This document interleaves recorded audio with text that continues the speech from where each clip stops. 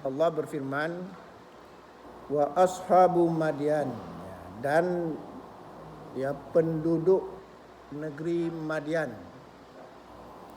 Penduduk negeri Madyan ini berada antara Laut Merah dengan Mekah Madinah. Pokoknya dia sebelah utara, selatan, sebelah barat. Ya. Nabinya Nabi Syuaib.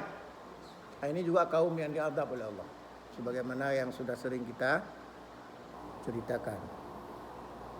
Kemudian pada pertemuan yang lalu ada kaum Samud, ya, kaum Lut, ya. Kalau Samud itu Nabi Saleh. Kalau kaum Ad, Nabi Hud. Kalau kaum Nuh, ya Nabi Nuh. Ibrahim, ya Ibrahim. Ya, dengan rajanya Namrud. Kalau Lut, LGBT, kaum LGBT. Nah ini Madian, nabinya apa? Nabi Syuaib ini juga, Nabi Syuaib ini keturunan Bani Israel. Wa kudziba Musa, dan juga mereka mendustakan Musa. Ini sudah sering kita bahas kisah Musa dan Harun, serta ya bagaimana Musa dan Harun itu membimbing kaum Yahudi Bani Israel menyelamatkan diri dari Fir'aun, menyeberang Laut Merah dari Mesir ke semenanjung Sinai. Ya, jadi di sebelah utara Laut Merah itu ada semenanjung. Apa itu semenanjung? Dia ada teluk, ada semenanjung. Itu bertolak belakang. Lawannya. Lawan teluk, semenanjung. Lawan semenanjung, teluk. Nah, kalau teluk apa? Kalau teluk itu laut masuk ke darat.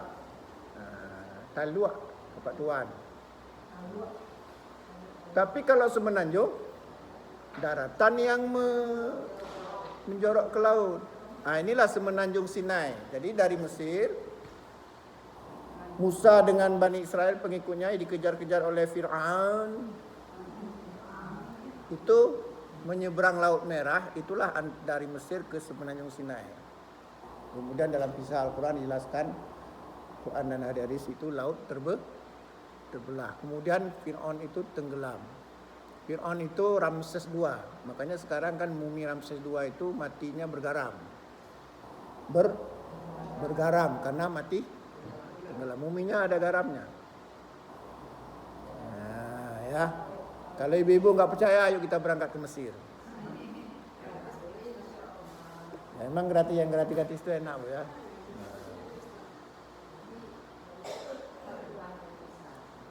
Ya.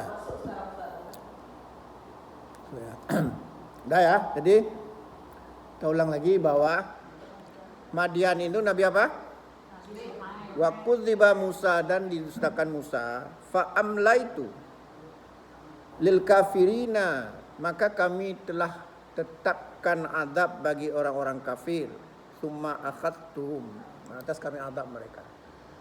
Nah ini sudah kita jelaskan bagaimana azab menimpa kaum Ad itu di daerah Yaman dan Oman dari itu. Kemudian kaum Samud, ya, antara Saudi dengan negara-negara Teluk dekat juga itu dengan Yordania. Ibrahim itu daerah Mesopotamia, ya, itu Irak sekarang, daerah sekitar daerah Irak. Kemudian Madian itu antara Mekah Madinah itu dengan Laut Merah. Data sudah diterangkan bagaimana azab-azab yang datang pada nabi-nabi itu dahulu ngeri-ngeri. Itu hancurnya enggak ada bandingannya tidak ada bandingannya dengan bencana yang terjadi di dunia ini sekarang. Kalau gempa betul-betul gempa, seperti gempa yang terjadi pada masa Nabi Lut. Falamma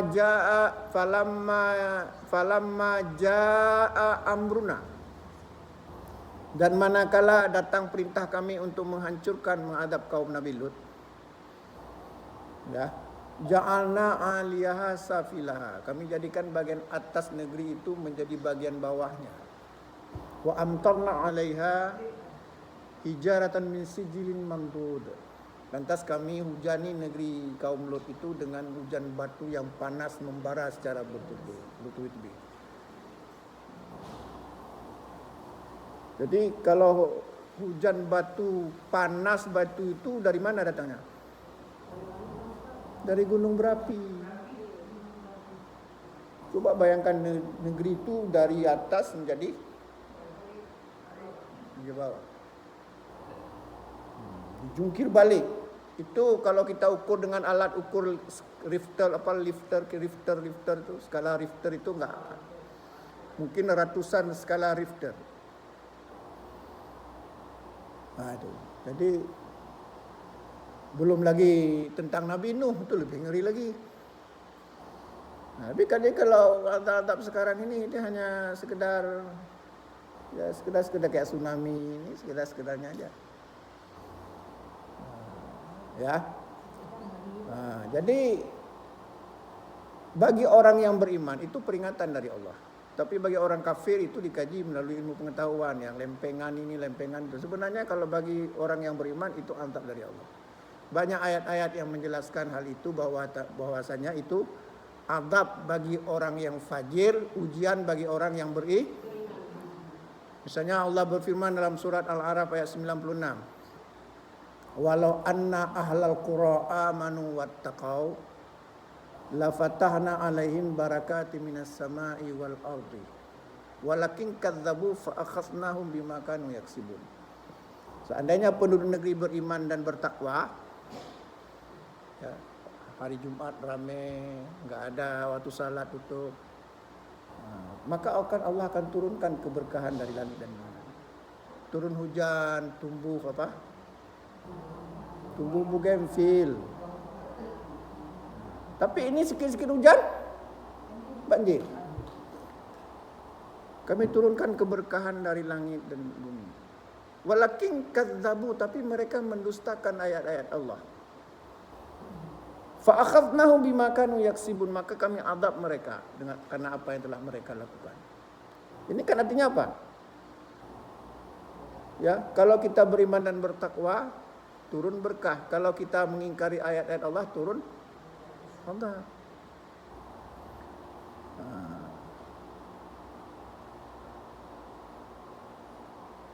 Wa amina alal qura ayatiyahum ba'suna duhan wahum yal'abun. Aw amina alal qura ayatiyahum ba'suna duhan wahum yal'abun. Apakah penduduk negeri merasa aman dari kedatangan azab kami di waktu duha, pada saat mereka sedang bermain-main? Nah, inilah ini ayatnya. Sebenarnya sudah ada dalam Al-Quran, cuman kita nggak mau membaca dan nggak mau mengimaninya. Fa amina al-qura ayatiyahum ba'suna bayatan wa hum naimun. Apakah mereka merasa aman terhadap datangnya azab kami di waktu malam hari pada saat mereka sedang tertidur? Jadi datang-datangnya azab itu pada saat kita lengah, pada saat kita lalai. Tadi dalam ayat tadi apa? Waktu duha, pada saat bermain-main. Waktu malam, pada saat sedang. Seandainya tsunami datang pada waktu malam saat kita sedang tertidur sebagaimana ayat ini, selesai udah.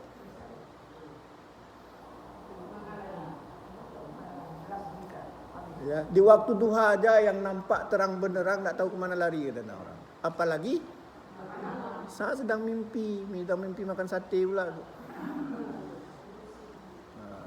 Itu bagi orang beriman itu mengaitkan dengan adab dan berkah dari Allah. Dulu ada ya waktu habis tsunami kan ada namanya pengungsi.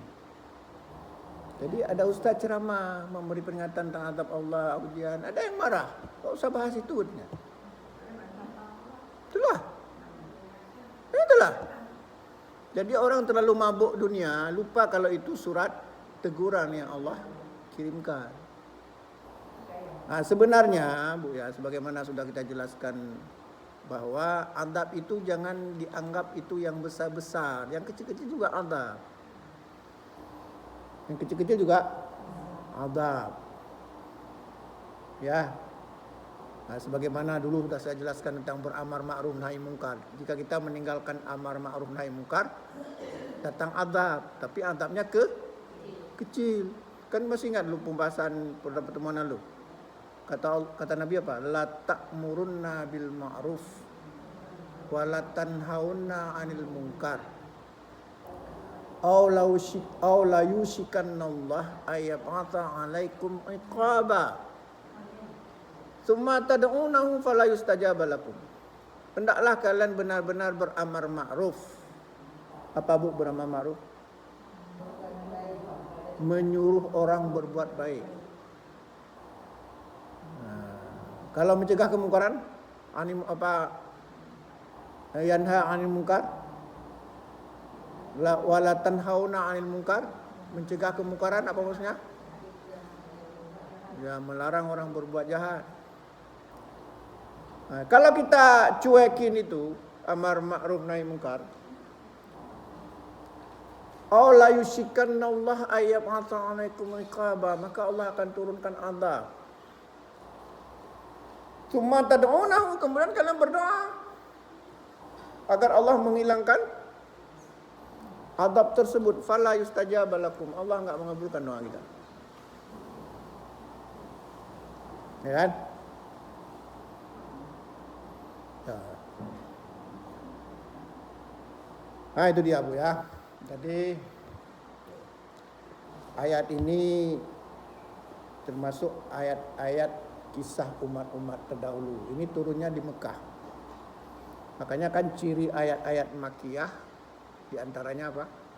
Ibu-ibu pernah dengar namanya ayat-ayat Makkiyah, ayat-ayat Madaniyah. Ayat-ayat Makkiyah apa? Ayo. Ayat-ayat Makkiyah apa? Ayo. Di Mekah. Ayat-ayat Makkiyah, ayat-ayat yang diturunkan di Mekah. Kalau ayat-ayat Madaniyah, ayo. Ayat yang diturunkan di Madinah. Apa bedanya? Coba perhatikan. Salah. Ya, di antaranya ya, beda ayat Makkiyah dengan ayat Madaniyah. Kalau ayat-ayat Makkiyah itu tentang tauhid, kisah umat-umat terdahulu. Untuk apa? Menanamkan akidah supaya orang masuk Islam. Makanya ayatnya pendek-pendek, karena orang nggak mau dengar panjang-panjang itu. Akidah, kisah-kisah umat terdahulu tentang tauhid. Yang misalnya contoh apa? Ya ayuhan nasu budu rabbakumul ladzi khalaqakum waladina min qablikum la'allakum tattaqun. Wahai orang beriman, sembahlah Allah yang menciptakan kamu. Nah, ya ayuhan, wahai manusia maksudnya. Ya ayuhan nas. Makanya salah satu ciri ayat yang diturunkan di Mekah, ya, teksnya itu, siapnya itu ya ayuhan nas, wahai manu. Kalau ya ayyuhalladzina amanu di Madinah, biasanya kalau ya ayyuhalladzina amanu itu kaitannya dengan hukum. Contoh ayatnya apa?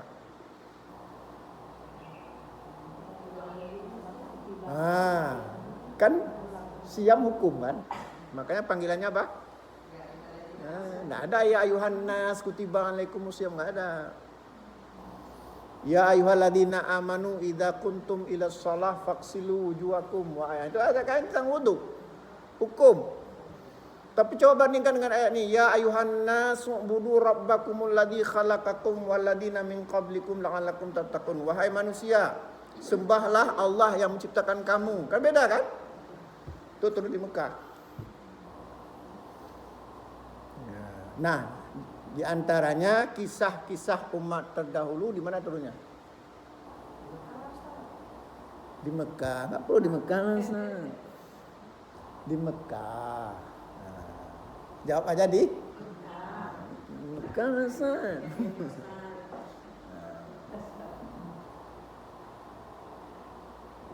Ya begitu ya, kita lanjut ya. Fakaifa kana nakir.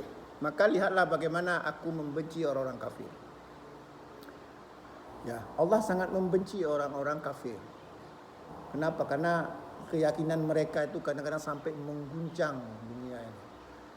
Misalnya mereka meyakini Tuhan punya anak, itu penghinaan terhadap Allah. Bahkan dalam satu hadis pernah Ummu Habibah dan Ummu Salamah. Mana Ummu Habibah?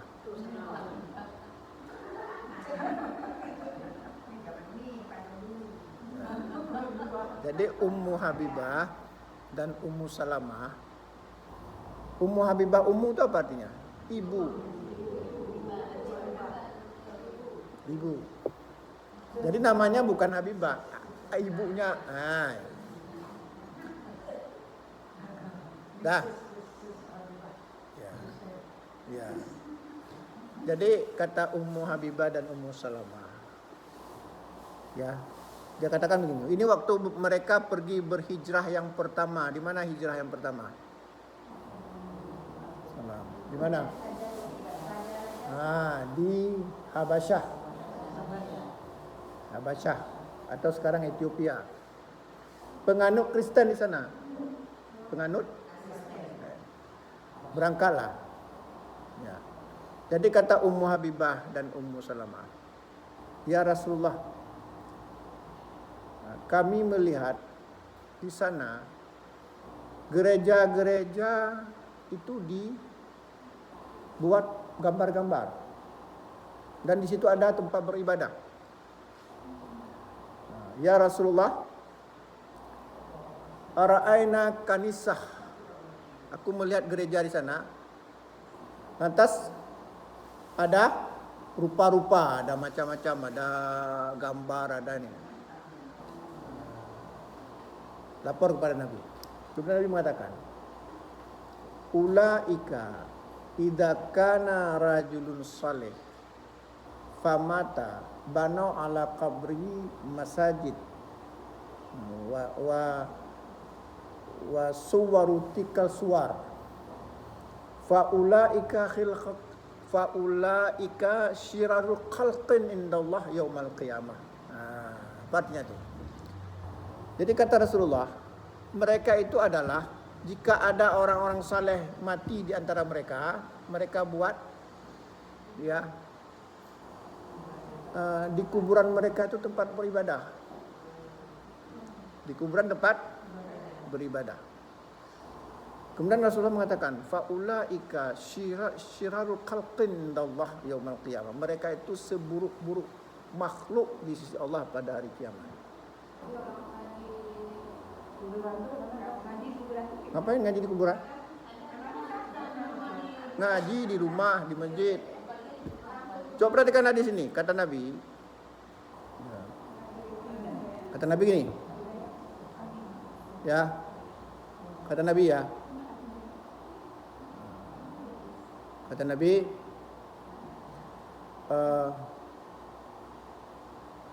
semua bumi ini adalah tempat ibadah. Semua bumi adalah tempat ibadah.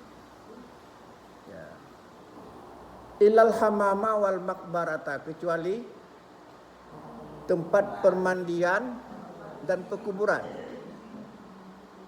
Ya. Kecuali tempat permandian dan pekuburan. Ya, jadi kata Rasulullah, ya, bumi ini adalah tempat ibadah, ya, kecuali tempat permandian dan pekuburan. Al-ardu kulluha masjidun illal hamama wal maqbarata, kata Nabi. Bumi ini semuanya itu tempat ibadah, masjid.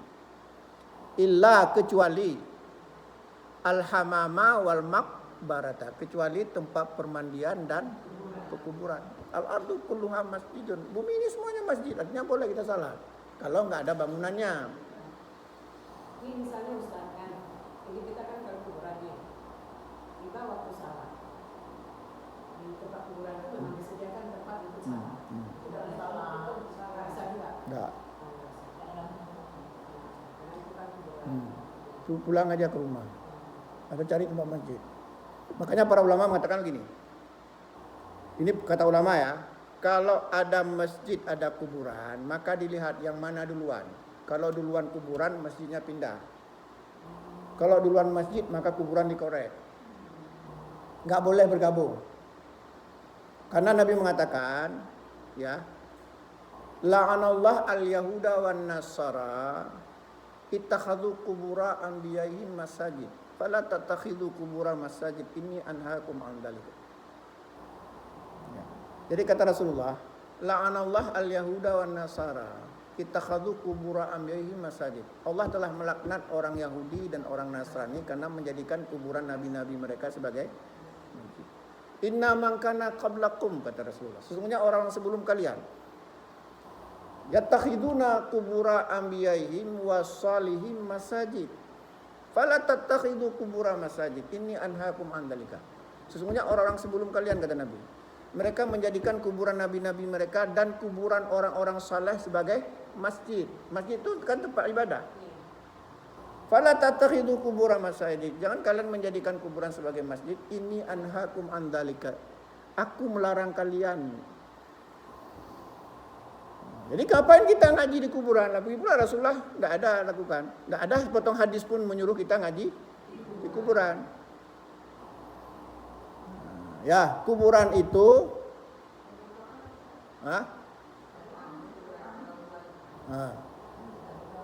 ya berdoa saja. Tapi sebenarnya paling afdal berdoa di rumah habis salat. Ngapain harus di kuburan? Apa kalau di rumah, kalau dekat kuburan lebih diterima? Kan enggak, sama aja.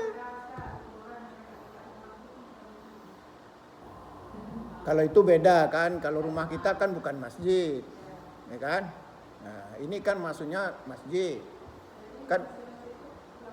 Nah, itulah kayak masjid di sana, nanti depan kuburan ada masjid. Karena mereka nggak tahu atau pura-pura nggak tahu.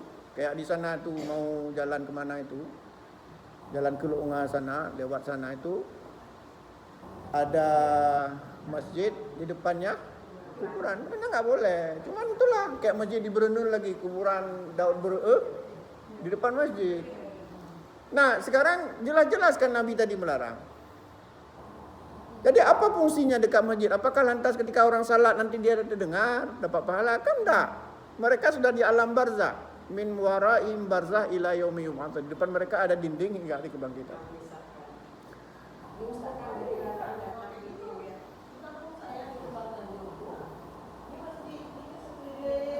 Begini. Kalau di luar pagar nggak apa-apa. Ini yang dilarang adalah orang berdalil dengan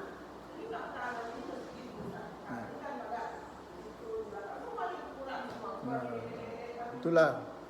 Itu harus dipagar sebenarnya, sehingga nanti posisi kuburan di luar masjid. Mereka berdalil begini, kuburan Nabi. Dulu kuburan Nabi di luar masjid.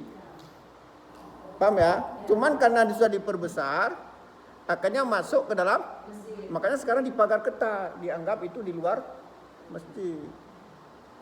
Yang jadi ukuran kita adalah pada saat dulu ketika masa Rasulullah. Ya udahlah, nggak usah pusing-pusing, lain kali intap saya. Nah, kita lanjutkan ya, tidak ada diskusi. Itulah. Nah, jadi gitu ya.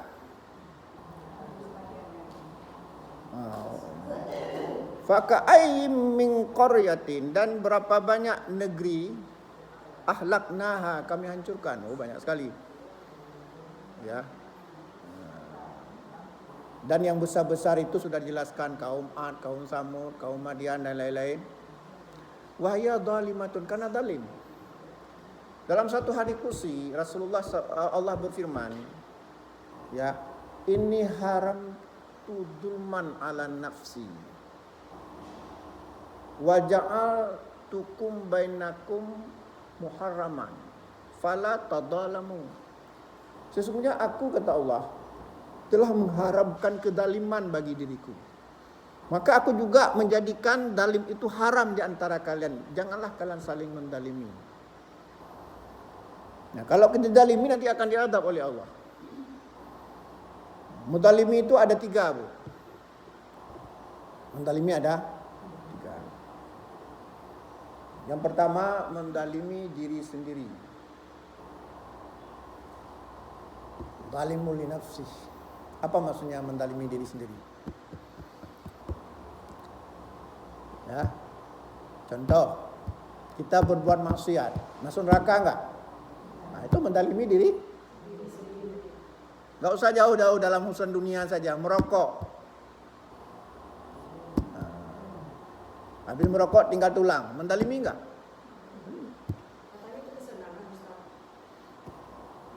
Nah, udah hisap aja kalau kesenangan. Paham ya? Nah, jadi pertama mendalimi apa? Apakah dalam masalah agama, dalam masalah dunia, termasuk misalnya kita lapar nggak mau makan, itu juga mendalimi diri sendiri. Enggak, kalau itu enggak. Biar langsing baguslah. Apa banyak ahli makan juga, nanti gembrot terus, meletus pula lama-lama kan. Ya itu ya, jadi mendalimi. Jadi mendalimi ada namanya mendalimi Diri sendiri. Wala tulqu bi aidikum ila tahlukah, Allah berfirman. Jangan kamu membinasakan diri kamu sendiri dengan kedua tanganmu. Udah tahu itu enggak boleh makan kuah belangong, hantam saja giling. Itu mendalimi diri sendiri. Udah tahu kita enggak boleh kena udang misalnya. Giling juga. Habis itu sibuk garuk-garuk.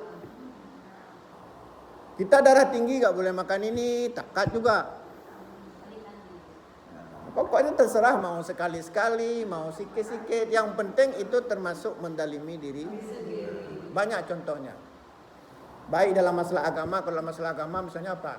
Kita sudah tahu itu haram, kita makan juga, sudah tahu itu maksiat, sudah. Itu nanti akan mendapat adab kan? Yang kedua mendalimi orang lain. Ya, ini udah pernah kita jelaskan. Nanti harus bayar pakai amalan kita, udah pernah kita jelaskan. Mangkanat lahu matlamatun li akhihi min 'irdihi aw syai'in falyatahallalhu minhu al-yawma qabla alla yakuna dinar wala mata in kana lahu amalun salihun ukhidha minhu biqadri matlamatihi fa illam yakun hasanatun ukhidha min sayyiati sahibihi fahumila alaihi. Barang siapa yang mendalimi saudaranya, artinya mendalimi orang lain, apakah karena menghinanya, mencelanya, mendalimi kehormatannya, atau mengambil sesuatu barangnya, hartanya, maka minta dihalalkan. Apa maksud minta dihalalkan? Minta maaf, kembalikan HP orang. Nah, misal ya, kembalikan tanah orang, kembalikan jilbab nggak ada yang mencuri murah. Dah, al-yawma qabla al-yawma la yakuna dinar wala matan. Sebelum datang hari di mana tidak laku lagi dinar dan harta. Dinar itu apa, Bu? Uang. Di mana sebelum datang hari tidak laku lagi uang dan harta. Hari apa itu, Bu? Kiamat. Saya pikir ada bilang hari Senin tadi, hari Selasa. Tapi kalau dia tidak minta maaf karena mendalimi orang lain, in kana lahu amalun salih, jika dia punya amal saleh, ukhidha minhu, diambillah dari amal saleh dia, biqadri matlamati, sebanyak kedaliman yang dilakukan pada orang lain. Baik. Fa illam yakun hasanah, apabila kebaikannya amal saleh itu dah habis, ukhidha min sayyiati sahibihi, maka diambillah dosa orang-orang yang dicaci maki, dipitnah, diambil barangnya, enggak dikembalikan dan sebagainya. Fahumila alaih, maka diberikan kepada dia. Nah, inilah yang sudah pernah juga saya jelaskan, orang yang bangkrut. Itu dalim yang kedua apa? Jadi yang pertama tadi apa? Bagus. Yang kedua? Enggak, yang kedua. Yang ketiga, mendalimi Allah. Sebenarnya ini yang pertama, tapi kita taruh di belakang karena di belakang ini biasanya kan yang besar-besar. Kayak main bola kan, kalau yang paling terakhir itu kan final kan. Mendalimi Allah. Apa kedaliman terbesar terhadap Allah? Apa ayatnya? Enggak. Coba ibu-ibu buka Luqman surat 13, ayat 13. Luqman ayat 13.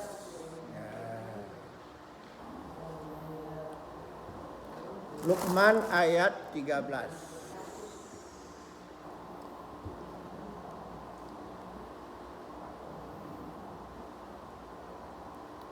Luqman ayo ayat 13. Saya heran lihat ke wajah ibu-ibu ni ya.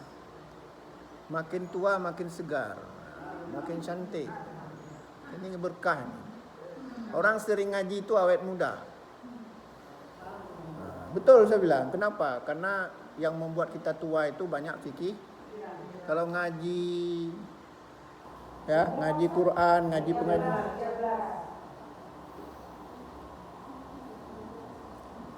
Bahkan penyakit-penyakit bisa sembuh. Coba lihat Ibu Nurjana, pergi pengajian sehat dia. Amin. Kalau di rumah sakit, hah? Terus?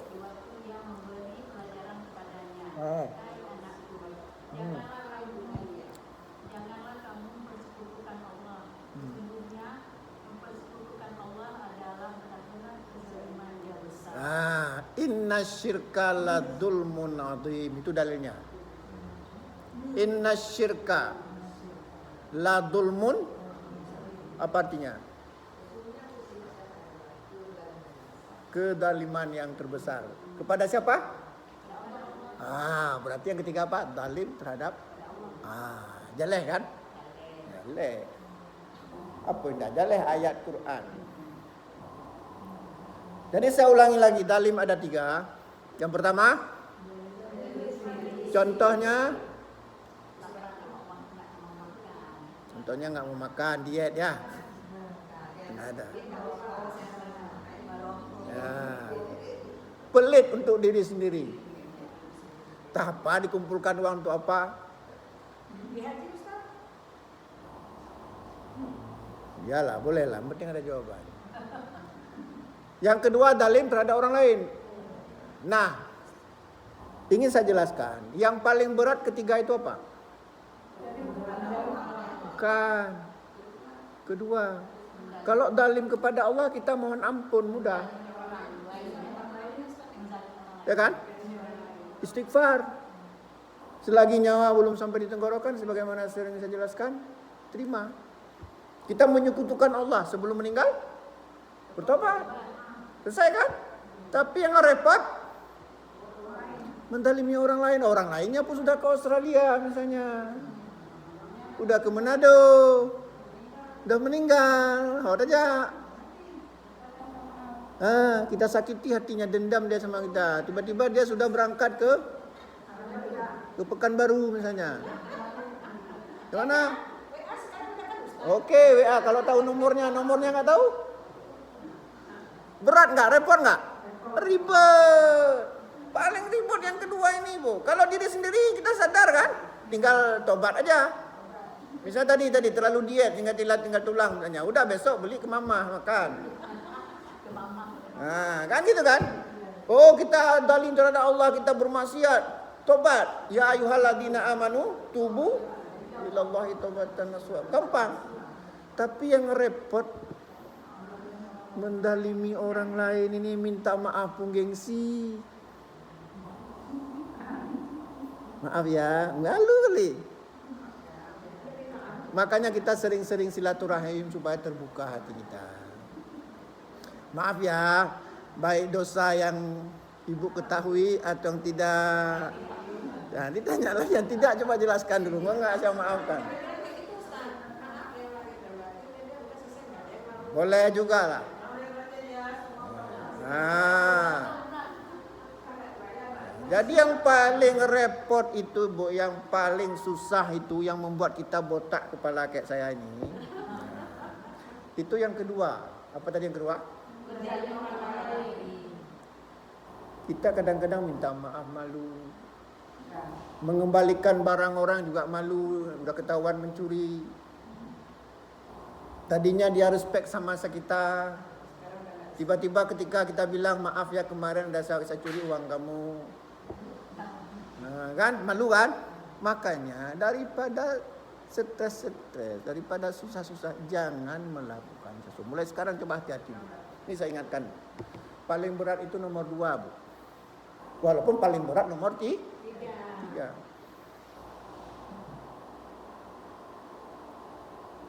Maka sering-seringlah minta maaf, silaturahim.